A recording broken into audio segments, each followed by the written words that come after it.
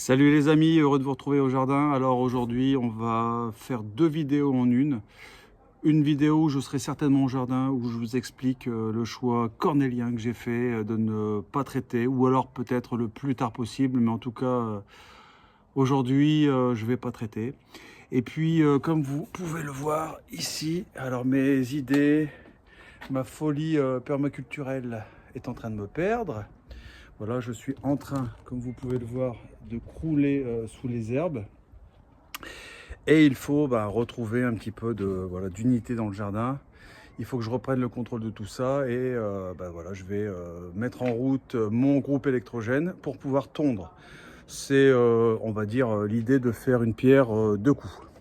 Donc, ce qui se passe souvent quand j'ai pas démarré mon groupe pendant un mois ou deux, c'est qu'il refuse de fonctionner. Je vais vous montrer comment j'ai découvert le petit problème qui pouvait arriver lors de cette mise en route, et je vais vous donner un petit peu un petit truc. Peut-être que vous avez des problèmes, que vous allez chez le réparateur directement dès que vous n'arrivez pas à faire fonctionner votre groupe.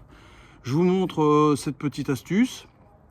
Peut-être aujourd'hui ça va pas fonctionner parce que en ce moment la chance elle est pas de mon côté, donc on va essayer quand même. J'ai pas d'huissier de justice pour valider ma démonstration. Vous êtes obligé de me faire confiance. Voilà, donc je vous montre la petite astuce et je démarre le groupe et puis on va pouvoir tondre et puis reprendre un peu le contrôle de ce petit jardin. Voilà, donc à tout de suite.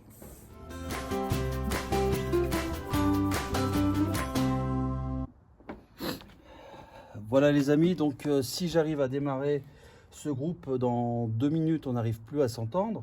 Donc ici au niveau du filtre, je vais ouvrir, faire couler un peu et je le remets tout de suite.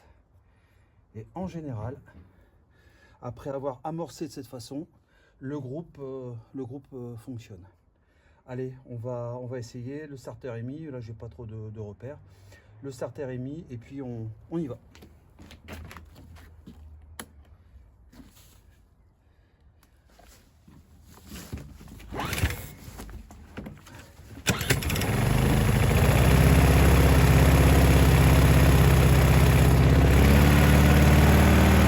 Et bien voilà, ça fonctionne du premier coup, incroyable.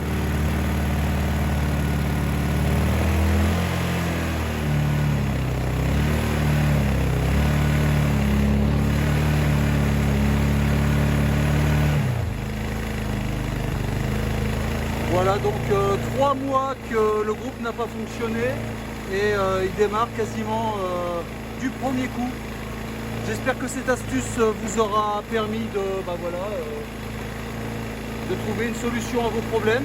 Maintenant on va tondre et puis on va aller au jardin pour discuter des problèmes de mildiou. A tout de suite. Salut mes petites mains vertes, c'est les jardins du bon père de famille. Heureux de vous retrouver pour une vidéo super rapide parce que finalement aujourd'hui j'ai rien à montrer de différent. Simplement j'ai retrouvé des haricots orteils de prêcheur dans mon frigo que j'avais mis au froid parce qu'ils étaient attaqués par des parasites. Je vais les mettre en terre parce que de toute façon les manger ça m'inspire pas trop et parce que de toute façon il faut donner une chance et tirer des enseignements.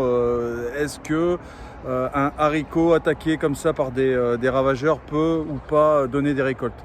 Tous les haricots attaqués, je vais les isoler et les mettre en terre et voir si quelque chose pousse.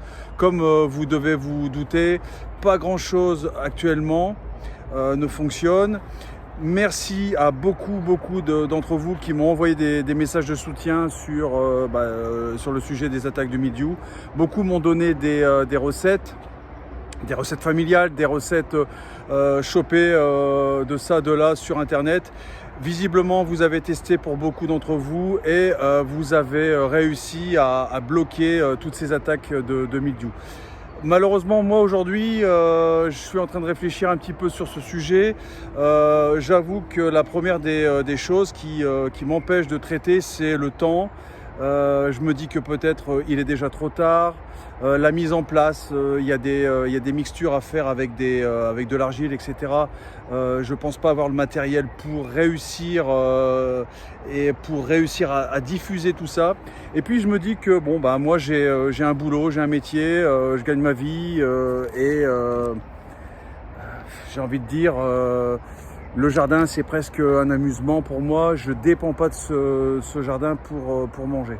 Donc si je ne dépends pas de ce jardin pour manger, est-ce que je dois sacrifier la faune, la flore? Est-ce que je dois mettre en péril alors c'est peut-être pas pour un seul traitement que je vais mettre en péril toute la vie du sol et les animaux, etc. Mais est-ce que ça vaut le coup? Je suis en train de me dire que non. Je suis aussi allé plusieurs fois au Jardin des Fraternités en Belgique. Et l'ancien, celui qui était vraiment la science de ce groupe, disait que parfois il valait mieux vacciner son sol en prenant par exemple les tiges infectées, les mettre au sol et laisser les microbes entre eux se débrouiller. Certains allaient attaquer d'autres et puis un équilibre allait se faire. Et donc lui, il préférait en quelque sorte vacciner le sol. Donc tous ces éléments mis bout à bout m'ont confirmé, mais surtout aussi peut-être un certain dépit. Je me dis de toute façon cette année ce sera une année horrible. Est-ce que ça vaut vraiment le coup de tout sacrifier? Voilà, donc on verra d'ici là si j'avais raison, si j'avais tort. Pour l'instant j'ai tort tout le temps, hein, donc on va pas se leurrer. Les haricots, eh bien écoutez, ont du mal à pousser. Pourquoi? Il fait froid, il pleut tout le temps. Pareil pour les carottes. Alors qu'est-ce que je dois faire? Je dois mettre encore des produits chimiques. Enfin, ça s'arrête plus. Pour gagner 1 euro de carottes, je dois mettre 10 euros de produits chimiques et de produits pour améliorer la fertilité. Non, je pense qu'il vaut mieux rester raisonnable. C'est un jardin expérimental. Vous vous souvenez, j'ai récupéré ce jardin dans un état de propreté plus que douteux. Et ma philosophie, c'était d'améliorer petit à petit cet endroit. Là, vous voyez pas, mais je revois mes amis les mésanges. Elles comptent sur moi aussi pour pouvoir nourrir leur progéniture avec des insectes. Si je traite, si je tue tout ce qu'il y a autour de nous, eh bien, je vais me priver de la présence de ces magnifiques oiseaux. Voilà. Donc, je ne sais pas si je vais me filmer en train de mettre des grosses graines comme ça, mais voilà, on va mettre ça en terre pour s'occuper un petit peu. Voilà.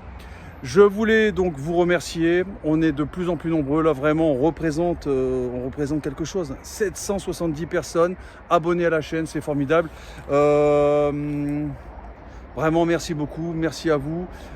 C'est un grand honneur que vous me faites et j'espère ne pas vous décevoir. En tout cas, cette année, je vais vous décevoir parce que les récoltes sont catastrophiques. Mais voilà, vous voyez, je lâche rien. On essaye de tenir le coup, on essaye de garder cette philosophie. L'année prochaine, je vais faire comme les collègues. Je pense que je vais acheter une petite serre pour me prémunir de certains ennuis. Et puis, on va continuer notre apprentissage. Portez-vous bien. À très bientôt. Je vous embrasse. Et moi, je mets, vous voyez, hop, ces haricots en terre. Et je vous tiens au courant, évidemment. On est là pour apprendre. À bientôt, mes petites mains vertes. Je vous embrasse.